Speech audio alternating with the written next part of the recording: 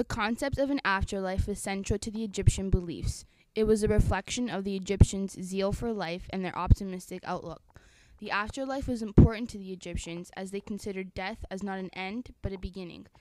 It was a duplication of the best moments the Egyptian individual spent on earth, and that their afterlife would consist of spending and enjoying the best that life had to offer: fishing, hunting, feasting, and sailing.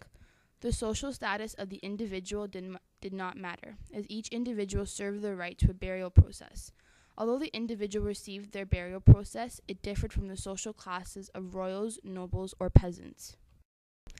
In order to begin the burial process, a mandatory step was to preserve the body, as this was central to Egyptian religious beliefs. Two basic requirements for the afterlife was to preserve the body in its lifelike form and supply goods to last through eternity.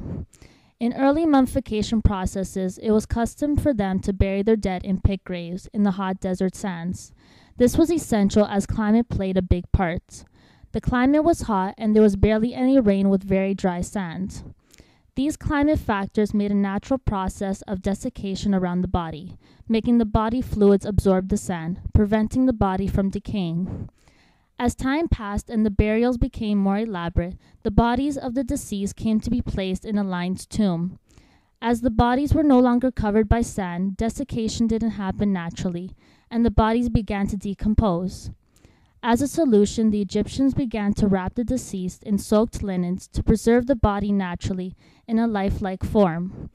An even more improved process was developed to prevent decaying of the body, but was too long and expensive, making the process only available to royalty and nobles.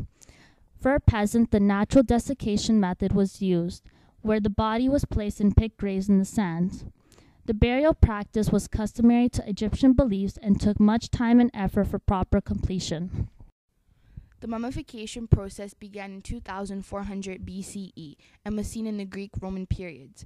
Preserving a body became a developed craft with its own guild of practitioners. It was considered a religious rite and was presided by a priest who uttered chants and prayers. There are 6 mandatory steps in making a mummy. Step 1.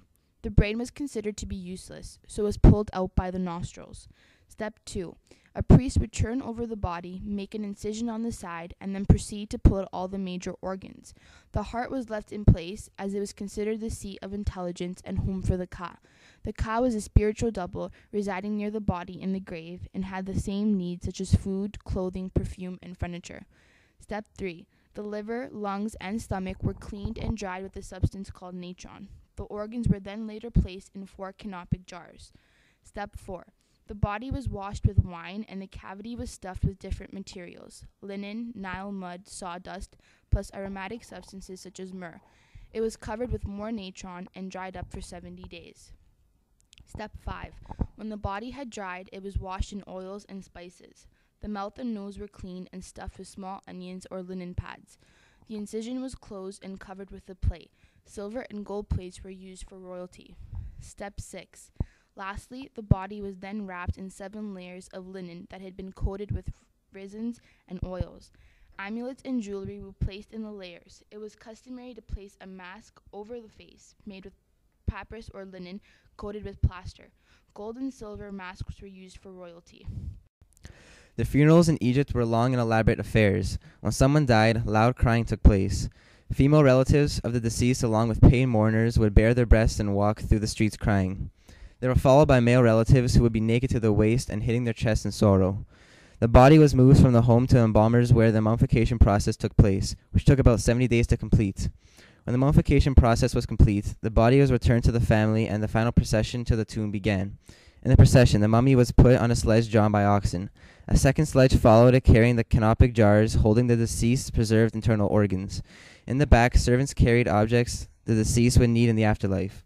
When they arrived at the tomb, a priest would touch the mummy's eyes and the grave goods were put into a place through the roof since there wasn't an entrance. When everything was in place, the structure was sealed. Tombs for royalty were surrounded by smaller tombs containing the bodies of followers and maybe mortuary chapels where offerings were brought.